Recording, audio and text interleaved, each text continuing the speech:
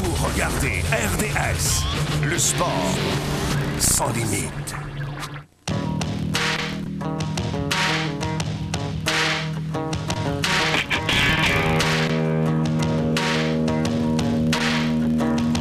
Le tournoi international Pee-Wee de Québec.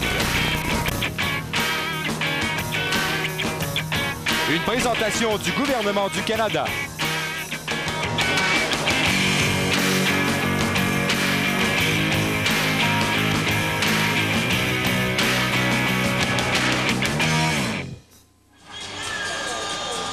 Mesdames et messieurs, bonjour et bienvenue au Colisée Pepsi de Québec pour la présentation du tournoi international de hockey Pee-Wee de Québec.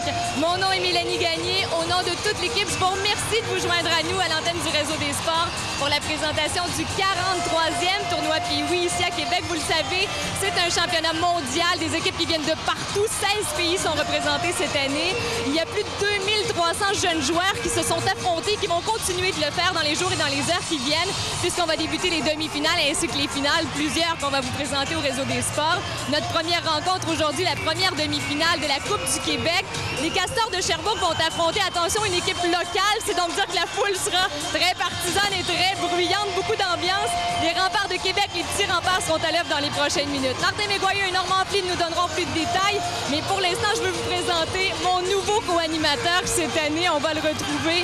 Bonjour Charles-Antoine Messier. Bonjour Mélanie. Charles-Antoine, tu as 12 ans, t'es d'âge Pee-Wee, mais on va pas te retrouver sur la glace cette année. On a besoin de toi.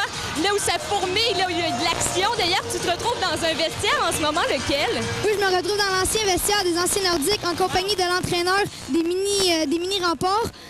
Bonjour, monsieur le coach. Bonjour. Est-ce que vous avez changé vos trios pour le tournoi? Absolument pas. Nos trios sont établis depuis au moins un mois et demi, puis on les a conservés pour venir ici. Est-ce que c'est votre premier tournoi de l'année? C'est votre premier tournoi de l'année? Absolument pas. C'est notre troisième. Quel a été le résultat des deux autres tournois? On a remporté celui de Saint-Hyacinthe, où il y avait une très forte compétition, puis également une très forte compétition à Jonquière. Les deux étaient sur des fins de semaine consécutives. Donc, ça a été quand même beaucoup d'énergie à donner pendant ces deux tournois-là. C'était contre qui, ces deux tournois-là? Bon, écoutez, on a affronté à peu près...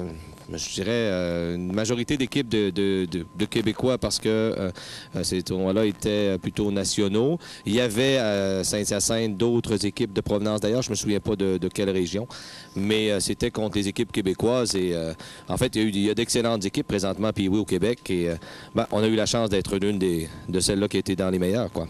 Merci bien. Et j'envoie la parole à Normand Flynn et Martin Mégoyer sur la passerelle. Merci bien, Charles-Antoine. C'est à nous, Normand, de souhaiter la plus cordiale des bienvenues aux amateurs de sport et aux amateurs de hockey qui seront choyés encore une fois.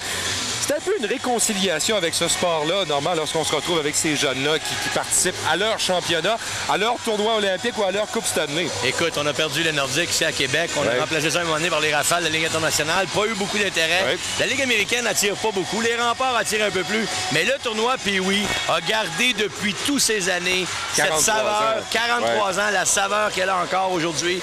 Ça va être pratiquement une salle comble aujourd'hui. Les Remparts de Québec vont affronter l'équipe de Sherbrooke. Alors, les Remparts, c'est une équipe qui ont marqué, Martin, 26 buts dans les 3 dernières parties et n'en ont loué que 2. Ils ont perdu une seule partie dans toute la saison. Exactement. Et dans le tournoi, évidemment, ils n'ont aucune défaite. 3 parties, 3 victoires. De l'autre côté, une équipe un peu moins offensive.